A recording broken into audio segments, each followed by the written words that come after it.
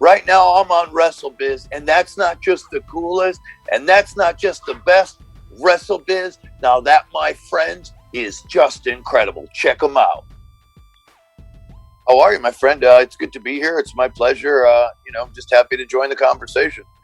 Yeah, no, it's an honor to speak to you because I've been a huge fan of your work from going back. I was growing up in the 80s to the 90s, so seeing you as Aldo Montoya and stuff first off, and not knowing who you was gonna be, but then seeing you stuff in ECW when you was tearing it up then with Frank Steve and everybody, and then when you moved over, come back to the WWE and the stuff with X Factor and all that stuff. So you're somebody whose career that I've definitely followed and took notice of because you played a huge impact in the wrestling business. So just kind of starting out, how did you kind of get your start? I know these are questions that you probably get asked all the time, but just how did you get your start out in the business? I was just a fan like everyone else, and I remember just as when I was 18 years old, going to the newsstand and picking up a copy of Pro Wrestling Illustrated, and in the back of the issue of Pro Wrestling Illustrated, there was an advertisement for the Hart brothers, Brett and Owen's family, their pro wrestling training camp. And the minute I saw that, this was before the internet and before, really kayfabe was still a thing, where not everybody was smart to the business. So I didn't know how to get into the business. So once I saw this advertisement, I just was like, oh my God, this is my shot. And so I worked and saved up money for 6 months. And I saved up enough to go to Calgary and train to be a pro wrestler. I mean, what was that like training with the Harts? Because when we hear the Hart family now, I want to say rest in peace, Owen Hart, because one of the best to ever have done it. And what was it like being trained in the dungeon around the Hart family? Because we hear so many legendary stories. Yeah, I mean, it was certainly intense. Let me just tell you that 12 guys started and only 2 of us graduated. That was it. That was literally it. It was crazy. And it's still hot as intense as they say. Oh, absolutely. I mean, he was a maniac. He was a maniac. He was just an old guy that was just, just worked you really hard. Just worked you really hard. He just wanted perfection out of all of his students. Yeah, no, I was just gonna say one thing I've always admired and respected about you is just your approach to the wrestling business, the psychology and stuff. How you look at putting the matches together and just how the fundament. Is that something that you picked up around the Hart Dungeon? I think so. I just always believed in, both from the Harts and also as a fan. I just felt like, I'm here to tell a story, and it's my job to portray. It's like if I want to portray anger or sympathy or whatever it may be, that's my job to do it in that piece, in that match, in whatever I'm doing. So I just, tried to always find out, look, what does the promoter want from me? And how could I best achieve that result?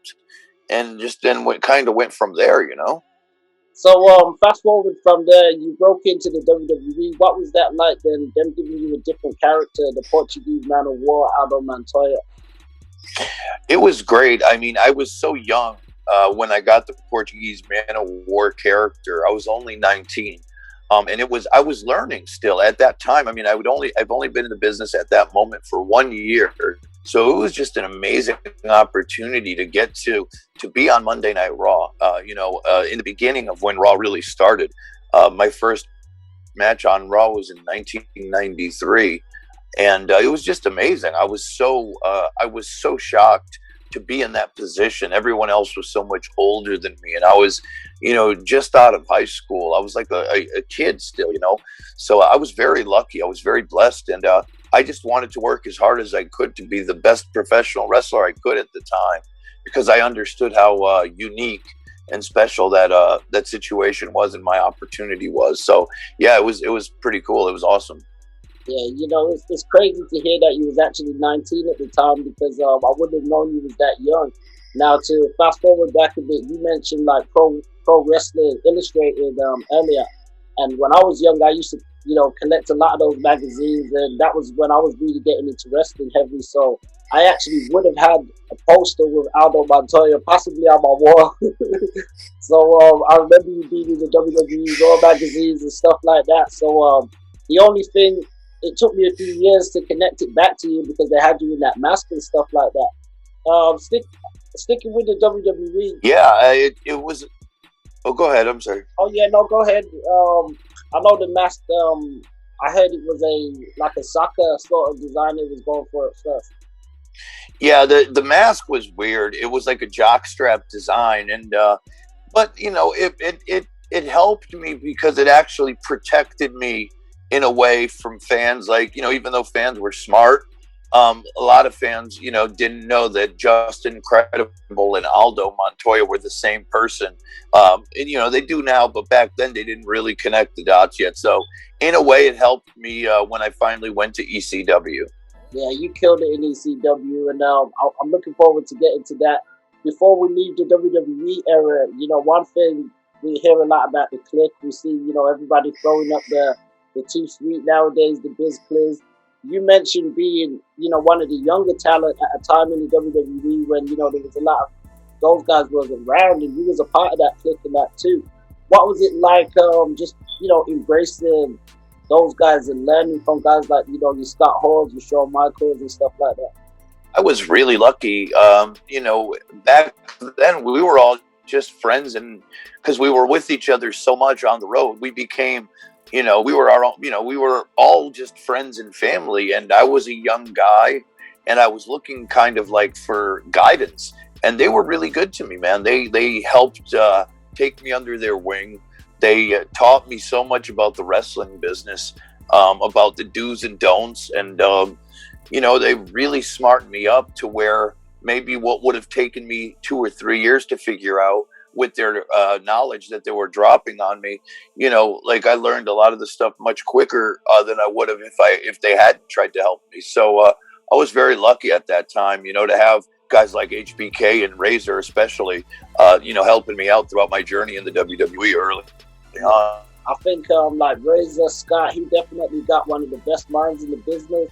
Even before all this YouTube and podcasting stuff blew up, I used to hear some old interviews from him, and I used to think this guy is like, he just, you know, he's got the mind for it on a different level, and so it's good to hear that you got that tutelage and that experience from him. So when you started carving your own lane, what was it that made you come up with this character, Just Incredible? You know, what made you carve out this new image with, you know, I just remember seeing you in ECW, you had the, you know, the cut jean shorts, and you know, I used to make you on the wrestling games that you wasn't on as a player character because you had just a bold image and stuff about you. So when did you start getting it and clicking and getting into that image of Just Incredible? The reason I used the jean shorts and the ball, all of the image wasn't I didn't think about it. It just all happened really quickly because I went to ECW kind of fast, and I didn't have any other costume than the Aldo costume. So what I did was I was looking at what ECW guys wore in Raven, Balls Mahoney, and a bunch of other guys. They were wearing cut-off jeans, like the jean shorts. So I was like, okay, I don't have any other tights. I just have my Aldo Montoya stuff. So I can go to the store and buy some jeans and cut them off. And then I told Paul Heyman, I'm like, Paul, just give me an ECW t-shirt to put on. And I was going bald anyways. I was losing my head. And this is when like Stone Cold was really starting to come up, and, you know, a lot of people were shaving their heads. So I just like, you know, I just kind of went through the whole transformation very quickly, but it wasn't like a grand master plan. It just happened kind of by accident. Like I just took what I had with me, you know, kind of did it all very quickly. So it was more of an accident than a carefully constructed plan, if you will, you know? No, okay, no, that makes sense. They say the best things happen sort of organically or by accident, and it's sort of a bit of yourself just magnified. Yep. Yeah. That's what makes the best characters that connect with the audience, because he was definitely able to connect with not just the ECW audience, but the wider wrestling audience as well, because the whole wrestling world was on ECW as well, so everybody was still checking out what you guys were doing. Did the opportunity ever come for you to make the jump to maybe WCW and do some stuff with the NWO and those guys, or? It did actually, and just from when Lance Storm was going over to WCW, I had an offer, but I was contractual. I was obligated to ECW, so I never got the opportunity to go. But that wasn't until almost the end of WCW. So, in some ways, I'm glad I didn't go to WCW. Although the money would have been nice, it wasn't in the cards, and I ended up staying all the way through till the end of ECW. So you mentioned Lance Storm. We're going to stick with ECW for a little bit. Definitely one of the most gifted and best technical wrestlers I saw, coming up from that generation, and, another solid man for the business. How did the tag team and you guys come together? It was just Paul Heyman's idea, really.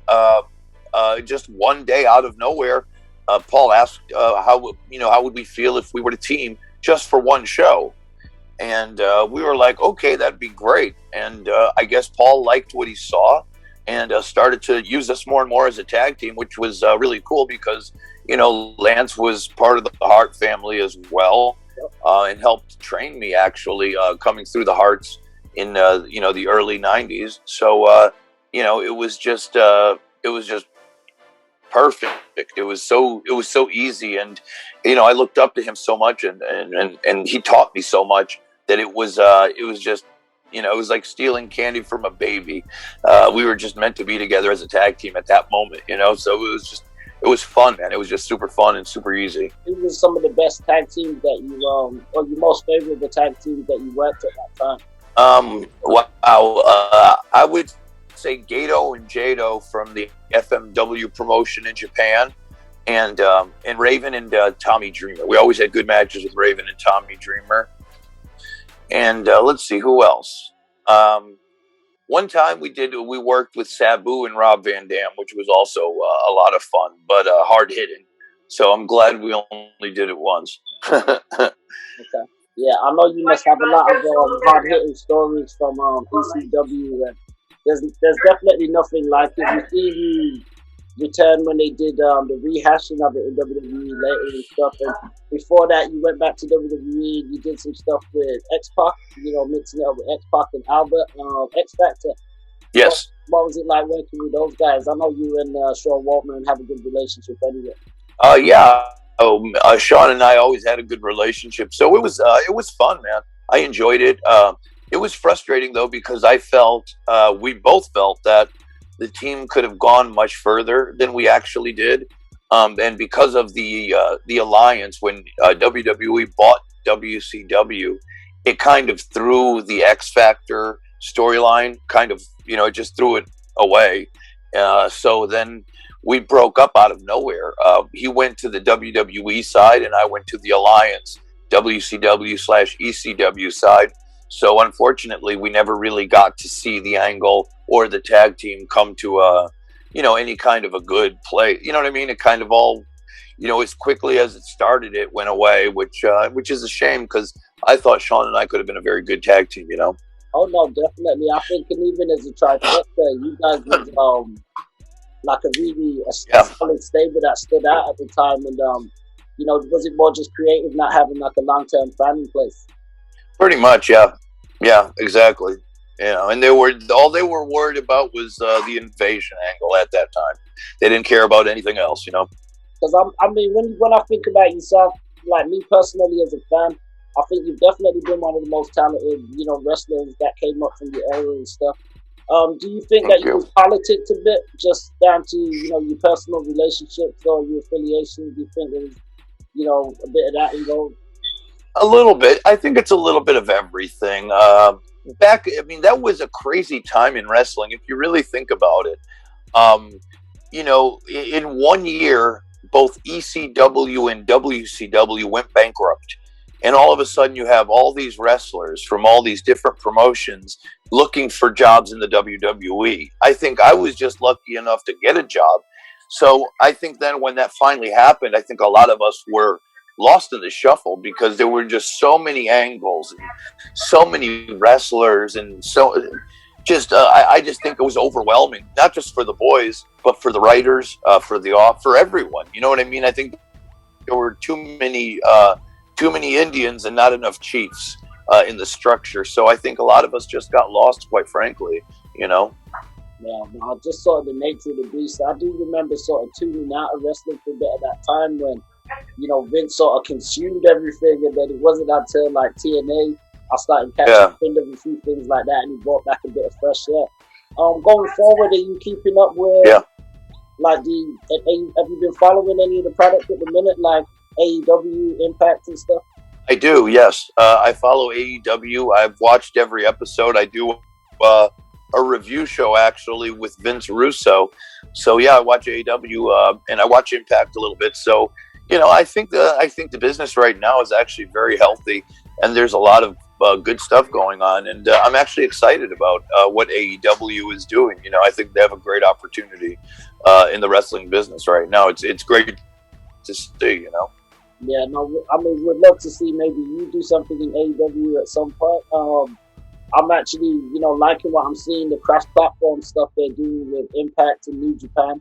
I know some people say that it's, you know, it doesn't benefit them, but I think it's great for the fans and it's good for the wrestlers as well. So, yeah, I think so too. I think it's great for everyone. I think it's great for the fans, and it's certainly great for the wrestlers. It just provides opportunities for wrestling matches and for angles and such that would not have happened maybe 6, 7, 8 months ago. So I just think it's a very unique time in the business, and it's a great time in the business. I just can't wait till this pandemic and everything kind of goes away so we can get back to touring and getting out there again, wrestling in front of real fans again, you know.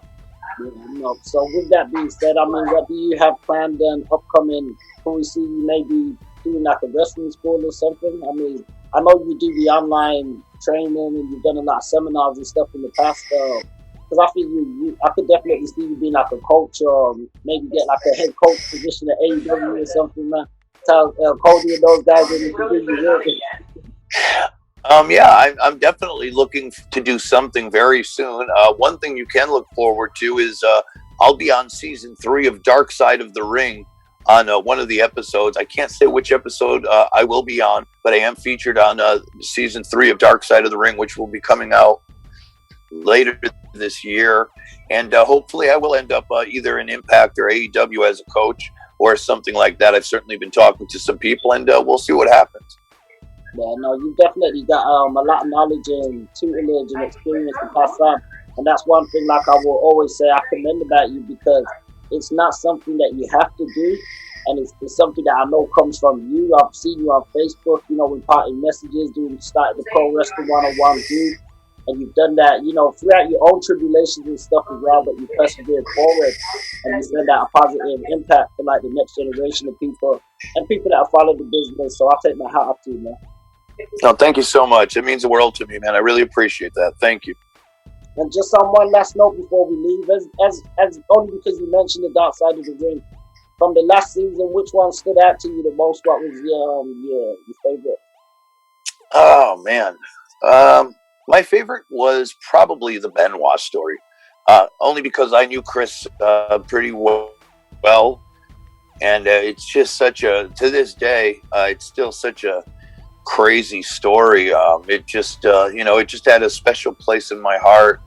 It made me very sad, but at the same extent, it just goes to show you the impact sometimes that pro wrestling can have, and it was just a real eye-opening thing to see. So that was just a heavy episode, but also a great episode as far as wrestling journalism is concerned.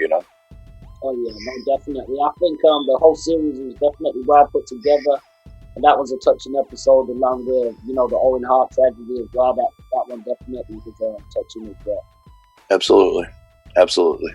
So with that being said, just incredible. I don't want to take up too much of your time. We definitely appreciate you and salute you. I know you work.